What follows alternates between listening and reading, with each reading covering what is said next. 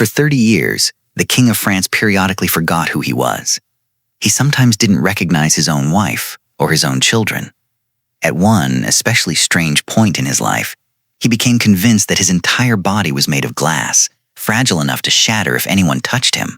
And through all 30 of those years, he remained, officially, the King of France. This wasn't a brief, embarrassing episode quietly covered up by the palace and forgotten by history.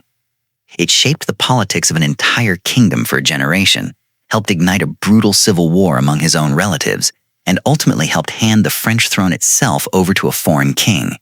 His name was Charles VI. History remembers him as Charles the Mad, and this is the true story of how a king could lose his grip on reality over and over again for 3 straight decades, while somehow never actually losing the crown itself. Charles became King of France in 1380 at just 11 years old after the death of his father, Charles V. Far too young to actually govern a kingdom as large and complicated as France, the country was placed under the control of a regency. 4 powerful royal uncles, the Dukes of Burgundy, Anjou, Berry, and Bourbon, each already accustomed to running his own vast territories, and none of them eager to give up that kind of influence once they'd tasted it at the national level. Rather than governing responsibly on the young king's behalf, several of these uncles used their temporary power to enrich themselves, draining the royal treasury for their own personal building projects, private armies, and political ambitions, leaving the crown's finances considerably worse off by the time Charles was old enough to actually take notice. In 1388, at 20 years old, Charles finally took full personal control of his own government. He dismissed his uncle's dominant influence over royal affairs and recalled his late father's trusted advisors, a group of capable, experienced administrators nicknamed the Marmosets. Under their practical guidance, the kingdom's finances and day-to-day governance genuinely stabilized for the first time in years. This period of competent, popular rule earned the young king a warm nickname among his own subjects, Charles the Beloved. Nobody watching him in these years could have predicted what was coming next. In August of 1392, everything changed in the span of a few terrifying minutes.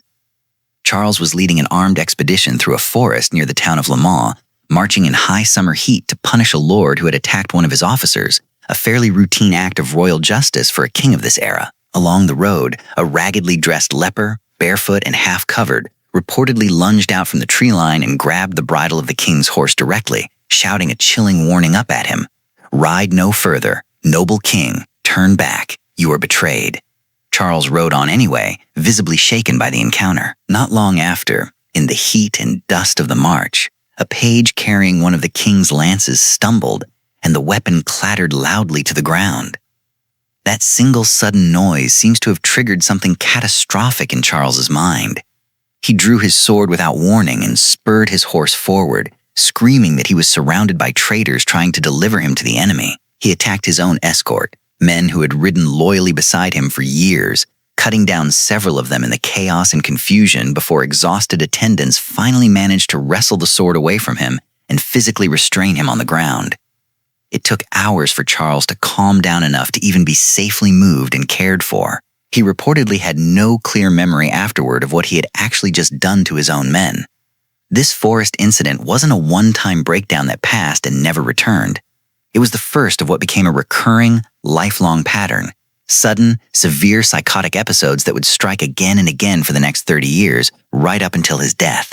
During these episodes, Charles sometimes failed to recognize his own wife, Queen Isabeau of Bavaria, the mother of his children, as though she were a total stranger standing in front of him. He reportedly ran howling through the corridors of his own palace during the worst episodes, terrifying servants who had no idea how to safely approach or calm him. At times, he refused to bathe or change his clothing for weeks or even months at a stretch.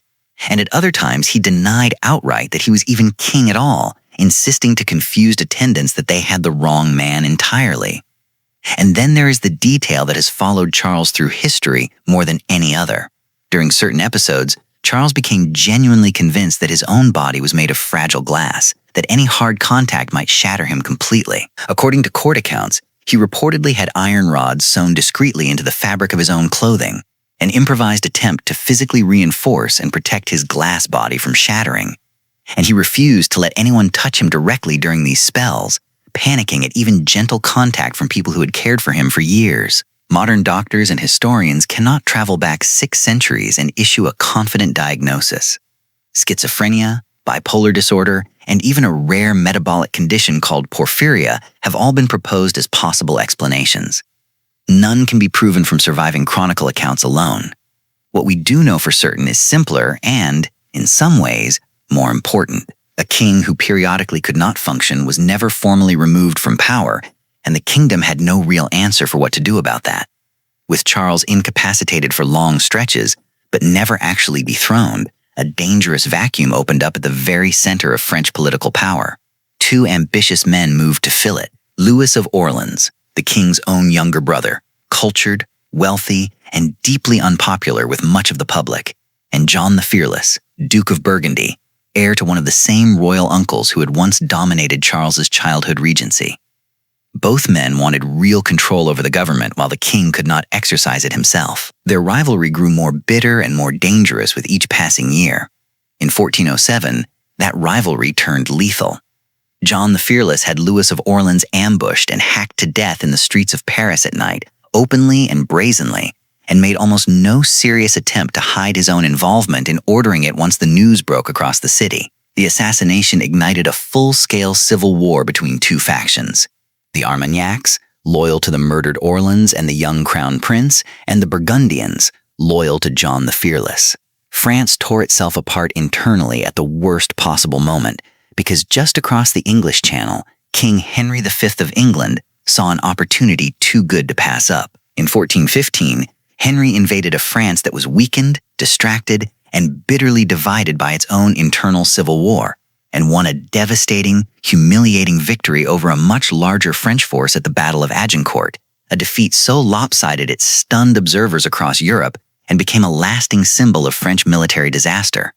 A king's illness had opened the door. Rival factions had torn the country apart, fighting over what to do about it, and a foreign invader had walked straight through the gap they created.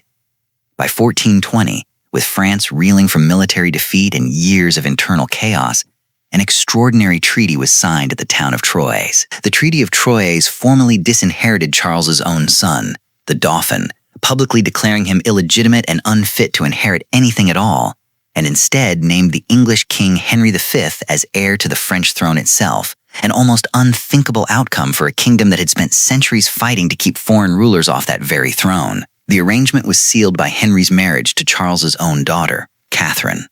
Historians still debate how much of this reflected Charles's own judgment during whatever lucid state he was in at the time, versus how much was engineered around him by his wife and the dominant Burgundian faction, while he was in no real position to resist. Charles VI died in October of 1422, only 2 months after Henry V himself had unexpectedly died.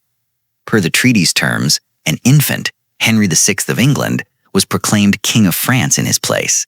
The disinherited Dauphin refused to simply accept this outcome sitting down. He kept fighting for his own birthright for years, holding what territory he could and refusing to recognize the treaty's legitimacy.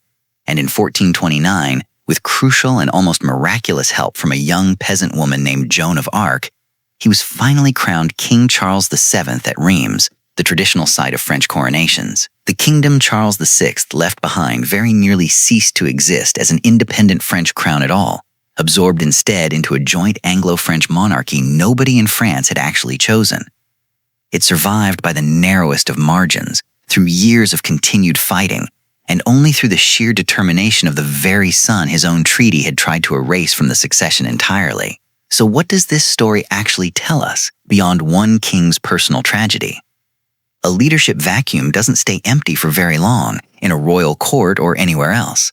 When the person nominally in charge cannot actually function, and no clear, agreed-upon mechanism exists to formally replace them, ambitious people around them will fill that vacuum anyway, almost always through conflict and competition rather than calm cooperation. Charles's illness was, first and foremost, a personal tragedy for a man who by most accounts genuinely tried to rule well when he was able to. But the civil war it enabled, the military disaster that followed at Agincourt, and the treaty that nearly erased his own bloodline from the French throne entirely, those were institutional failures on top of a personal one, consequences of a system with no real, workable answer for what happens when the person at the very top simply cannot lead anymore. Charles VI kept his crown for 30 years after that day in the forest, even while forgetting, again and again, who he actually was. It's worth asking what that says about power itself. Sometimes the title stays fixed firmly in place, long after the person holding it has quietly lost the ability to actually carry its full weight, and everyone around them simply learns to work, negotiate, or fight around the empty space where real, functioning leadership should have been all along.